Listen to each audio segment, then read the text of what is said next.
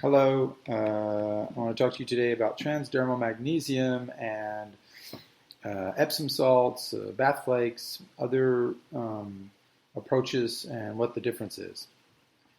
Um, Transdermal magnesium is a way to heal the magnesium levels in the body, and the quality of that magnesium, the purity of that magnesium, the non-solvent extraction of that magnesium is going to be the game changer at a molecular level.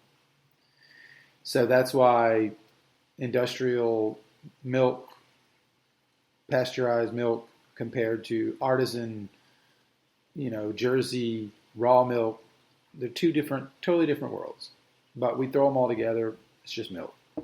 And we shouldn't, because there's a whole different reality going on here. And it's the same with magnesium. So we can take, chalk, electrify it, and flip it out, and with isotopes, and we can make it into some sort of magnesium oil through solvent extraction. And there's a lot of things we can do to convert and twist around things. But whenever we find something in its natural state, it changes everything, especially when it's not refined, it's pure as the way it is. It has a molecular stickiness. It has its intact chelation properties. And so this whole idea of kind of listening to nature and allowing that understanding and that purity to come through is part of the art of traditions, is part of this company. So not only with the glass bottles and everything else, but no endocrine disruptors and all the other things we're trying to put together, but just so you know that all things are not equal. Now, that being said, a lot of the problem with, the Epsom salt movement in America is not a bad idea. It's a good idea because one of the major reasons, or even the bath flakes, like even magnesium bath flakes, you see a lot of this, bath salts and stuff like that. Like these big bags of like salts and, if you could find just the salt itself, Celtic salt, yes, it's great, without all these crazy scents and all this stuff they put in there sometimes, which can, a lot of it's industrial, but when you can find something natural, yes. But the reason why that is those ideas are good is because the water is so bad. The water in the bath is so bad. It's filled with so many things, from chlorine to fluoride to endocrine disruptors, from all the medications that are not filtered out through municipal systems. To there's just so much going on in that water that you need something to kind of heal it to a certain degree. So yes, those flakes are really just better for healing that water that you're going to be sitting in. I personally don't take baths anymore. I only take showers and fast ones at that. But this idea that these things can help with the water, so they're not bad things. One of the other things to remember is that when you take Epsom salt baths or these type of things, they're very exudatory. I mean, it's all about sweating, so you're getting the sweat out. And so that sweating process is an outward process. This is not a process to bring in magnesium.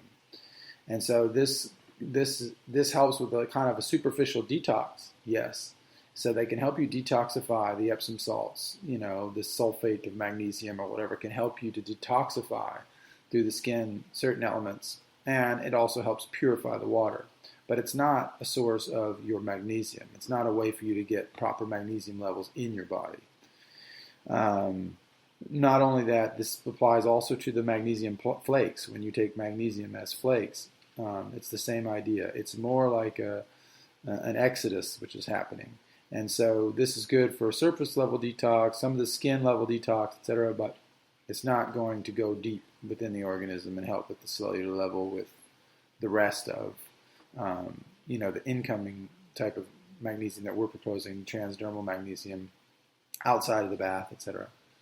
So that's one thing. The other thing is that when you use Epsom salts are created from a layer in the earth just after, there's different levels of purification of minerals. And the Epsom salt is it's not contaminated, but it's attached to other elements naturally, like potassium, and there's different elements that are associated with it. So these block kind of like that chelation power. And if it's especially industrially made and, whatever processes they're using in there, can also contribute to a lack of proper chelation.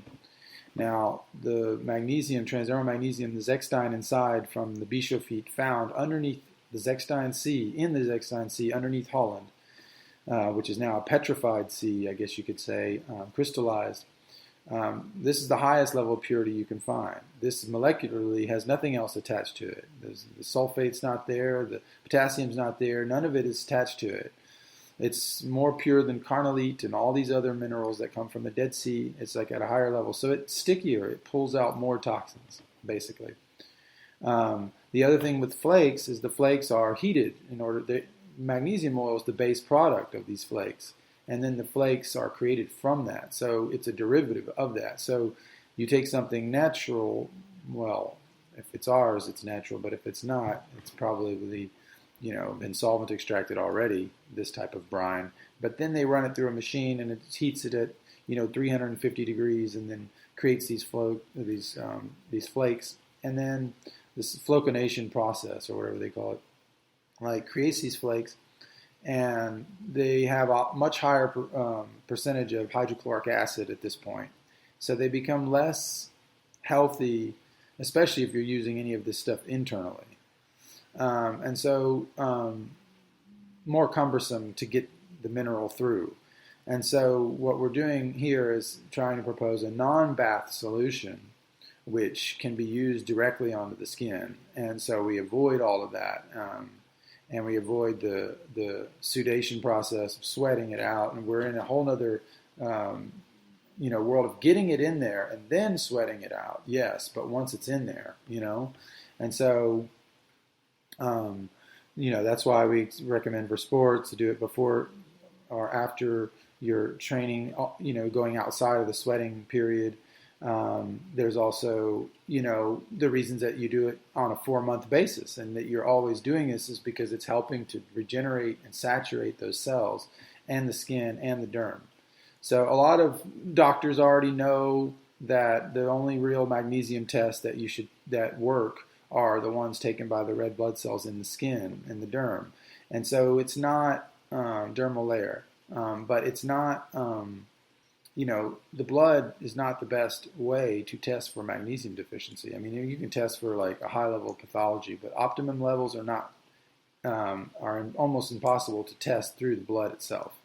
You have to use the skin, the red blood cells in the skin. And doctors know that, but how come that knowledge has not translated into transdermal understanding? Well, because transdermal magnesium doesn't have a copyright and you can't market it in that way. And so this is dangerous to the world of trying to keep control over things. So this is something you could check out, $12 a month, not expensive. We're the only glass bottle, real, non-generic, original source magnesium coming from non-solvent extracted source, which is only 95% of the market is solvent extracted. So you have a whole nother product in front of you in the bottle. So this is something to take advantage of. Check us out, theheartoftradition.com. Thanks.